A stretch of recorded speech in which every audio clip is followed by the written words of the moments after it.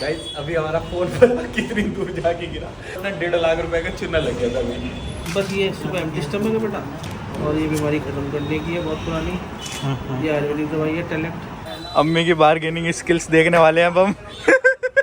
यार हमारी गेनिंग ना 80 kg पे रुकी पड़ी है इतने दिन से, वरना तो अब की बार जो प्राउड वाली फीलिंग आ रही है ना अपने ऊपर, वो लगी है।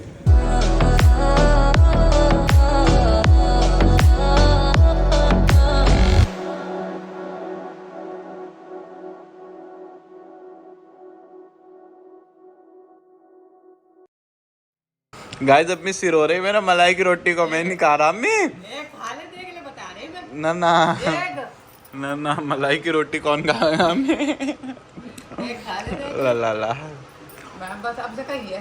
बताओ, हम तो खाने वाली है अपना प्री वर्कआउट, मलाई की रोटी कौन खाएगा? तू खाएगा। सो गाइस अम्मी के साथ जा रहे हैं हम। कहाँ जा रहे हैं मैम?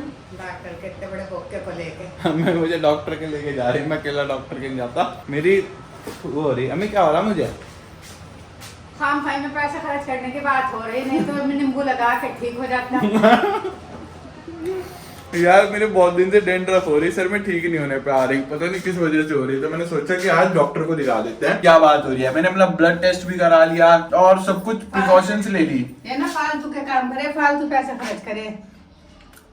हमें बहुत दिन से हो रही यार, गजब बेइज्जती है। तो इस वजह से आज डॉक्टर को दिखाते हैं, देखते हैं क्या हो रहा है, वो जो बताएगा फिर उसके अकॉर्डिंग ना। एक्चुअल में मुझे क्या हो रहा है ना, मुझे शैम्पू ज्यादा यूज करना पड़ रहा है। मतलब कि अगर मैं 2 दिन शैम्पू ना करूँ ना, तो मेरे सर में ना डेंड्रफ की वजह से अजीब सी स्क्रैचेस से आने लगता है। मतलब कि ऐसा लगता है कि भाई सब कुछ तरह से खुला हुआ। येलो वाला सरसों का तेल स्पेशल, वो कोई मिलता तो है नहीं, इस वजह से वो है। अच्छा, तेल मलने का टाइम नहीं है ना।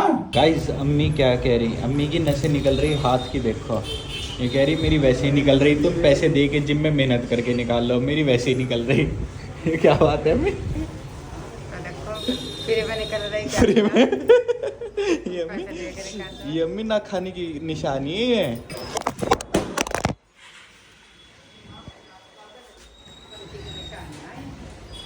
गाइस अभी हमारा फोन पर कितनी दूर जाके गिरा, वो तो चमक कवर लगा रखा था, वरना 1.5 लाख रुपए का चूना लग गया था अभी। ये दूध से रोज ये किस चीज़ के लिए? खाने के बाद ये है ना लिम्सी, मेरे पास पूरा स्ट्रिप पड़ा हुआ है, जिम के लिए यूज़ करता हूँ ना मैं। जिंक भी होना चाहिए उसमें ना। जिंक के लिए मैं ZM यूज़ करता हूँ। बस ये सुबह एम्प्टी स्टमक है बेटा, और ये बीमारी खत्म करने की है, बहुत पुरानी। ये आयुर्वेदिक दवाई है टैलेंट। सो गाइस ये रही है अम्मी। मोबाइल कैसे गिरा था अम्मी? अभी मोबाइल गिरा था और हमने दवाई ले ली है, और कल को डॉक्टर साहब हमें पर्सनल शैम्पू बना के देंगे, जो कि कल को इसी टाइम लेके देना है। कस्टमाइज्ड शैम्पू बना के देंगे मेरे हेयर के लिए, तो उसको लूँगा मैं, और उसके बाद उसके रिजल्ट्स कैसे रहते हैं वो बताता हूँ। फिलहाल घर पर चलते हैं। जो जो दवाई ले ली है वो तो मैंने आप लोगों को दिखाई दी होगी ब्लॉग के अंदर, और अम्मी ने डॉक्टर साहब को भी हमारा चैनल सब्सक्राइब करवा दिया। हाथ तो हाथ बात सी चेंज, हाथ तो रिटर्न होगी, स्लीपर आपके घर पीछे गए स्लीपर बस कहते लोकल लेट टेक्स नहीं गया, देखो सब ब्रांड वहाँ लगा रखा है इसका। अम्मी की बार्गेनिंग स्किल्स देखने वाले हैं अब हम। अम्मी करेंगे 220 रुपए गया, 220 रुपए गया, 220 रुपए की अम्मी बार्गेनिंग।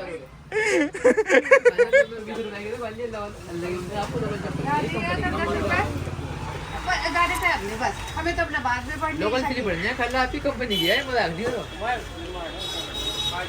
इन्हें पर्स क्यों दिखा दिया, ये तो 200 रुपए कम नहीं लेने के। लगी ऐसा नहीं चीन में तुम्हारे पर लेके भाग जाओ ऊपर को। अम्मी को बताएगा इस चप्पल के 220 रुपए, और अम्मी ने लगाए 120 रुपए। लेकिन मेरी माँ ने ऐसी बार्गेनिंग करी, 150 रुपए में चप्पल लेकर आई है मेरी माँ। सबसे पहले तो मैं बताया बार्गेनिंग किस तरह कर लो। बताने तो कम करना पड़ेगा, नहीं पड़ेगा उन्हें। भाई जब अम्मी ने 220 के 120 कहा ना, बस मैं तो 120 ही, मैं पता नहीं, मैंने अपना चेहरा सोचा मैं कहाँ लेके जाऊँ, मैं कहाँ चुपूं। और अम्मी सो भाई डॉक्टर के से आ चुके थे और अम्मी को चप्पल की शॉपिंग भी करा दी थी। वैसे ना यार देखो, मुझे कहेंगे लोग कि भाई तुम तो खुद डैंड्रफ वगैरह के बारे में लोगों को सॉल्यूशन देते हो, खुद क्यों नहीं उसको फॉलो करते। सबसे पहली बात, मैं उस सॉल्यूशन को जो मैंने दिया है लोगों को, उसको मैंने फॉलो किया है और उससे रिजल्ट्स मिलते हैं। बट मेरे साथ इशू ये हो रहा है, मेरे साथ डैंड्रफ का इशू नहीं हो रहा है, मेरे साथ इशू ये हो रहा है कि मेरे हेयर के अंदर से ना, स्कैल्प के अंदर से सीबम जो प्रोडक्शन होता है ना, इतना ज्यादा हो रहा है, हद से ज्यादा। अब मुझे पता नहीं क्यों हो रहा है वो। जब सीबम की प्रोडक्शन ज्यादा होती है ना, तो सीबम की प्रोडक्शन की वजह से हमें डैंड्रफ होती है। मतलब कि मुझे डैंड्रफ नहीं है, सीबम की प्रोडक्शन ज्यादा होने की वजह से मुझे डैंड्रफ की प्रॉब्लम हो रही है। तो उसकी वजह से आज डॉक्टर को मैंने चेक कराया कि इंटरनल क्या प्रॉब्लम हो रही है। पहले मैंने अपने ब्लड टेस्ट वगैरह सब कुछ करा रखे हैं, अपना रेगुलर में चेकअप वगैरह करता हूँ, अपनी हेल्थ का मैं ध्यान रखता हूँ। तो उसके रिजल्ट सबके सब अल्हम्दुलिल्लाह नॉर्मल आए हुए हैं, इन रेंजेस हैं सारे के सारे रिजल्ट। कम से कम भी 7-8 हजार रुपए के मैंने ब्लड टेस्ट करा लिए थे, लेकिन सबके रिजल्ट अल्हम्दुलिल्लाह पॉजिटिव निकले हैं। उसके बाद भी हमारा डैंड्रफ क्यों हो रही है या सीबम की प्रोडक्शन इतनी ज्यादा क्यों हो रही है, उसके लिए मुझे डॉक्टर को दिखाना पड़ा। और जिस डॉक्टर को मैंने दिखाया ना भाई, ये डॉक्टर ना वो नहीं है जो खाल उतारते हैं ना, मतलब कि बिन बात के इतने चार्जेस ले लेंगे और उसके बाद चार्जेस भी नहीं ले लेंगे। कुछ पता नहीं होता जिनको, बस दवाई लिख के दे देंगे। मैंने उन लोगों से पहले ट्रीटमेंट कराया है, पैसे भी ले लेंगे इतने सारे, इतनी सारी दवाई लिख देंगे, इतने लोशन पता नहीं क्या क्या लिख देंगे और उसके बाद भी बिल्कुल भी ठीक नहीं होता। लेकिन ये दूसरे टाइप के डॉक्टर हैं, ये अलग ही है। ये ना एक तरीके से इनको बोल सकते हैं, ये MBBS वाले डॉक्टर नहीं, ये एक्सपीरियंस वाले डॉक्टर हैं। क्योंकि इनके डॉक्टर जो थे जिनसे मैंने दवाई ली है, उनके पापा, फिर उनके दादा, फिर उनके दादा के दादा, ये इस तरह कर करके ना पूरी चेन ही एक्सपीरियंस से आ रही है। ये चेन ना आजकल की जो डोनेशन देगी अपना एडमिशन ले लेते हैं ना MBBS में, वो वाले डॉक्टर नहीं है, ये एक्सपीरियंस डॉक्टर है। तो इनका काम दवाई करती है। सो यही था, आई होप जल्दी से वो ठीक हो जाए मेरी डैंड्रफ। पता है क्या इशू हो रहा है, जब मुझे इतना ज्यादा हेयर ऑयल कह रहा हूँ, सीबम की प्रोडक्शन सर में ज्यादा होती है ना, मेरी स्कैल्प ऑयली हो जाती है, तो उसकी वजह से मैं शैम्पू करता हूँ बार बार। मतलब कि एक दिन छोड़ के एक दिन ही कर रहा हूँ, ऑलमोस्ट कभी कभी रेगुलर भी करता हूँ मैं। तो उसकी वजह से क्या होता है, मेरे बाल ड्राई रहते हैं। जब बाल ड्राई रहते हैं तो उसके बाद बाल अच्छे से नहीं बनते और अच्छे नहीं लगते मुझे खुद को। कैमरे पे कैसे दिखता है मुझे पता नहीं, बट पर्सनली मुझे ऐसा लगता है कि बाल के अंदर वो शाइन, वो स्मूथनेस नहीं आ रही है। और मेरे पास इतना टाइम नहीं है कि मैं अपने बाल पे हेयर मास्क लगाऊं या कुछ करूं। हेयर ऑयल लगाए हुए भी मुझे याद नहीं, 3 महीने 6 महीने पहले कब हेयर ऑयल लगाया था मैंने अपने सर पे, मुझे वो भी नहीं याद है। तो यही बात थी। खैर अभी मेरे सर में दर्द हो रहा है, थोड़ी देर के लिए मैं रेस्ट करने वाला हूँ और मुझे किसी और चीज के बारे में रिसर्च करनी है। आप लोगों को मैं वीडियो के अंदर बार बार बोलता रहता हूँ ना, मैं मुझे रिसर्च करनी है। मैं किसी प्रोजेक्ट पर काम कर रहा हूँ अपनी पर्सनल लाइफ से रिलेटेड, तो उसी के बारे में मैं रिसर्च करता रहता हूँ। सो खैर उस प्रोजेक्ट के ऊपर काम करता हूँ और आप लोगों से अभी मिलता हूँ या सुबह को जिम जाते हुए मिलता हूँ। सो गाइस अभी मुझे बहुत तेज भूख भी लग रही है, नहीं भी लग रही है, मुझे समझ नहीं आ रहा क्या हो रहा है और मुझे नींद भी आ रही है। पता क्या, इस टाइम डाइट का टाइम हो रहा है। डाइट के अंदर पता क्या क्या खाना रह चुका है। एक तो चिकन खाना रह चुका है 150 ग्राम के अराउंड, और उसके साथ साथ 8 ब्रेड और 10 एग व्हाइट्स खाने रह चुके हैं। अगर मैं ये नहीं खाऊंगा ना तो सुबह को कम से कम भी 1 किलो वजन डाउन मिलेगा। और मैं नहीं चाहता कि मेरा 1 kg वजन कम हो, क्योंकि गेनिंग बहुत लेजी कर रखी है मैंने यार, मेरे से खाया नहीं जा रहा, पता नहीं क्या हो रहा है, इधर उधर दिमाग चल रहा है। अब जो मैं वो बनाता हूँ ना ब्रेड से फ्रेंच टोस्ट ना यार घंटों में बनता है। अब मैं सोच रहा था कोई फ्राई पैन वगैरह कुछ ऐसा मिल जाए घर के अंदर जिसके अंदर ब्रेड को डालो या कुकर में बना दो क्या आज फ्रेंच टोस्ट। इसको ब्रेड को अंडे में मिक्स करने के बाद ना मैं सोच रहा हूँ छोटे छोटे पीस बना के ना इसको एक बार ही इस तरह चम्मच से चला के चारों तरफ से रोस्ट सा कर दो। वो वाला सिस्टम में से एक ब्रेड को रखो, वो इतनी देर में सीखेगी, एक साइड से ब्राउन होगी, उसके बाद फिर पलटो, उसमें बहुत टाइम लग रहा है, मेरा दिमाग खराब हो रहा है। तो उसको ना करके ना मैं सोच रहा हूँ इसको इस तरह करके कच करके कुकर में बना देता हूँ। देखता हूँ किस तरह बनाता हूँ, अभी आप लोगों को बताता हूँ। बट वेट मैं बिल्कुल भी नहीं चाहता कि कम हो यार। हमारी गेनिंग ना 80 kg पे रुकी पड़ी है इतने दिन से, वरना पिछले 1 हफ्ता हो चुका होगा शायद 80 kg वेट हुए हुए, और पिछले 1 हफ्ते से 80 kg है और हमें लेके जाना है 90 kg वेट। 10 kg बढ़ाना महाभारत हो जाएगा। तो खाएंगे तो बढ़ेगा, नहीं खाएंगे तो किस तरह बढ़ेगा नहीं और उल्टा कम हो जाएगा। तो खैर अभी इसको खाने को मैं किसी तरह ठूसता हूँ, खाता हूँ, और आप लोगों को फ्रेंच टोस्ट किस तरह बना रहा हूँ वो बताता हूँ। क्या सोचा है मैंने, 2 मिनट दो पहले, लेकिन सबसे पहले मैं चिकन खाता हूँ, उसके बाद फ्रेंच टोस्ट बनाएंगे। सो गाइस हमारा हो चुका है, मैंने ब्रेड को इसमें आधी इसमें तोड़ के डाल दी, आधी इसमें तोड़ के डाल दी। अब इसके अंदर आधा एग को इसमें यहाँ पर डाल देते हैं, ये कुछ ऐसे। मीठा तो हम मीठा नहीं खाया करते हैं। और आधे को इसमें डाल देते हैं और इसमें डाल देते हैं। अब इसको चम्मच से मिक्स कर लो या हाथ से मिक्स कर लो। और उसके बाद देखो हम किस में बनाने वाले हैं। कुकर में मैंने 1 चम्मच तेल ले लिया है। 1 चम्मच तेल के अंदर ये हमारा बन जाना चाहिए। रुको मैं इसको मिक्स करके डाल के दिखाता हूँ। देखो गाइस, अब इसको डाल देंगे हम इसके अंदर, और इस वाले को भी डाल देंगे हम इसके अंदर। चम्मच से चला देंगे। अब इससे क्या होगा ना, क्या कहते हैं, एक ही बार में बन जाएगा, वरना ब्रेड को बहुत देर में बनाना पड़ रहा था। रुको बनाता हूँ मैं, फिर दिखाता हूँ कैसा बना है। ये बन चुका है हमारा फ्रेंच टोस्ट का हलवा। और अम्मी क्या कह रही तुम? प्लेट इसमें क्यों नहीं खाते कुकर में? तेरे ब्याह में बारिश होगी।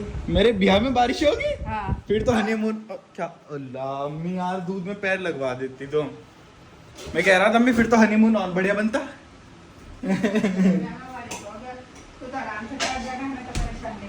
अच्छा, गाना चला दूंगा मैं, टिप टिप बरसा पानी। गाइस ये है हमारा ओरिजिनल शहद, थोड़ा सा इसके अंदर ओरिजिनल शहद डालने वाले हैं। गाइस ये चेक करो तुम,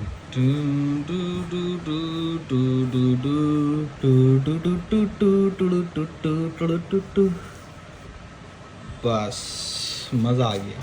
वाह कितना टेस्टी लग रहा है ना गाइस। यार ये ना बहुत टेस्टी बना। मुझे लगा था कि सारा सीखा नहीं है, ज़्यादा टेस्टी नहीं बना होगा, बट भाई साहब क्या टेस्टी बना है। ऐसा लग रहा है जैसे हलवा हो। हलवा हो, सारा अंडा तो उसमें ही लग गया। और अम्मी कह रही है, अम्मी चिढ़ रही मेरे से कि कुकर ख़राब कर दिया तूने, सारा का सारा अब तू ही धोई हो। बताओ इस नन्ही सी जान से अम्मी बताओ बर्तन धुलवाएंगी। सो गुड मॉर्निंग गाइस, अभी बज रहे हैं सुबह के 7 और हमें 6 बजे जिम जाना था। मैं 1 घंटा लेट हो चुका हूँ। एक्चुअल में क्या हुआ था ना, मैं 5 बजे उठ तो गया था, फजर पढ़ ली उसके बाद मैंने, बट उसके बाद मैंने कहा चलो अभी तो 1 घंटा है, 1 घंटे के लिए रेस्ट कर लेते हैं, 6 बजे उठ जाएंगे। मेरी आँख खुली फिर कितने बजे, 6:30 बजे। अब उसके बाद मैं रेडी वगैरह हुआ और अब ऑलमोस्ट 7 बज चुके हैं और अब अपन जिम चलने का टाइम हो चुका है और अभी प्री वर्कआउट ले रहे हैं। मतलब कि आज पता नहीं क्यों, आज क्या मुझे कल से ही बहुत टायर्ड सा फील हो रहा था, तो मैंने सोचा टायर्ड फील हो रहा है तो क्या करें, जिम तो जाना है ही। फिर उसके लिए मैंने कहा चलो जल्दी से रेडी हो जाते हैं। और इसी के साथ साथ जो मैं कल डॉक्टर की गया था, डॉक्टर ने मुझे सुबह को खाली पेट लेने के लिए कहा था दवाई, तो दवाई को लेते हैं। और दवाई मैं प्री वर्कआउट के साथ ले रहा हूँ और उसके बाद आपको मिलता हूँ मैं जिम में। आज है हमारा बैक का सेशन, आज हम बैक करने वाले हैं।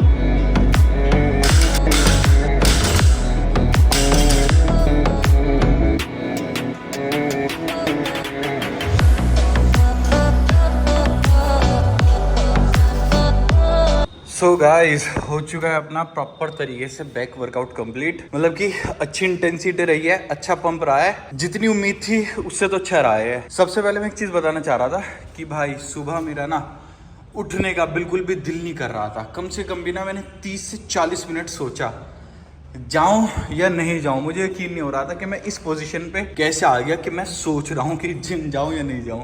At the end of the day मुझे पता है कि मेरे लिए क्या सही है क्या नहीं है, मुझे किस तरह से पुश करना है अपने आप को। बारिश होने लगी, दिमाग में एक बहाना आने लगा कि भाई बारिश होने लगी है, दोपहर को शाम को 4 बजे जिम चलेंगे या रात को चलेंगे। बट फिर मेरे दिमाग ने बहाने बनाने की जगह ना प्रैक्टिकल बात करनी शुरू कर दी कि अगर अब जिम का सेशन मिस किया मैंने तो उसके बाद मुझे इतना गिल्टी फील होगा। उसके बाद अगर मैं शाम को गया तो मेरा पूरे दिन का स्केड्यूल खराब हो जाएगा और पता नहीं क्या क्या। फिर उसके बाद मैंने अपने आप को पूरी तरीके से पुश करा और उसके बाद हम जिम आ गए अल्हम्दुलिल्लाह। और उसके बाद आप लोगों ने देखा ही है कितना अच्छा वर्कआउट किया है। खैर अब कार्डियो का टाइम आ चुका है, अब कार्डियो करते हैं। और एक और बात यार, डेली अपने आप को ना डिसिप्लिन रहना और पुश करना बहुत डिफिकल्ट हो जाता है, और स्पेशली तब जब आपकी लाइफ कंफर्टेबल चल रही हो। क्योंकि अनकंफर्टेबल टाइम अगर लाइफ में लगे पड़े हो तो उस टाइम तो यार सबके सब, जैसे कि घोड़े को भी अगर छठी से मारने लगे ना तब तो वो भी भागने लग जाता है, लेकिन बिना छठी के किसी को भगाना बहुत मुश्किल हो जाता है। तो इस टाइम पे मैंने अपने आप को किस तरह पुश करा है मुझे पता है, कितनी नींद आ रही थी और मेरा क्या हालत हो रही थी और दिमाग कितने बहाने बना रहा था। खैर इसी तरह पुश करना है अपने आप को और लाइफ में आगे बढ़ना है।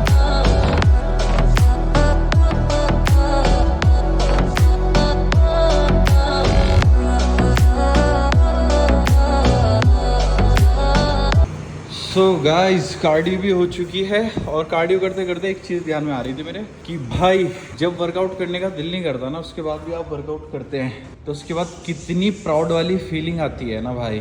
मतलब कि अपने ऊपर प्राउड हो रहा है। जब अगर वर्कआउट करने का दिल करता, सुबह जल्दी आँख खुल जाती, फिर आते, फिर तो नॉर्मल फील होता। बट एक तो उठने का दिल नहीं कर रहा, उठने के बाद वर्कआउट करना, वर्कआउट भी करा, उठे भी, तब की बार जो प्राउड वाली फीलिंग आ रही है ना अपने ऊपर वो लगी है। चलो अब घर पे चलते हैं।